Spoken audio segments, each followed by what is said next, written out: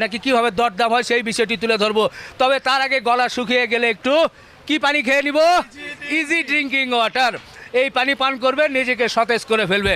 তো আমরা দেখি আমাদের নাসির ভাই কীভাবে গরু বেচা কেনা করছে, আমাদের তোয়েব ভাই এবং অন্যান্য ব্যাপারীরা কেমন দামাদামি করছে গরু নিয়ে, সেটা একটু তুলে ধরার চেষ্টা করবে। আসেন এ ভাই, গরু পাগলারা আছে তো ভাই? গরুটা কেমন হয়েছে সেটা বলা হয়েছে?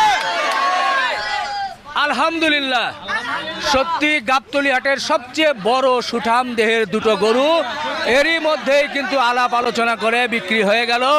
ভালো লাগছে যে গাবতলী হাট কিন্তু জমে যাচ্ছে। এই হাটে কিন্তু অনেক সম্মানিত ক্রেতা ভাইরা আসেন, তারা দেখে শুনে এই হাট থেকে বড় বড় গরুগুলো কিন্তু কিনে নেন। আমাদের সামনে দেখতে পাচ্ছেন বিশাল সাইজের একটা গরু, এটা আমাদের নাসির ব্যাপারীর, এবং পিছনে আরেকটি গরু রয়েছে, সেটাও কিন্তু সেই আরেকটি গরু।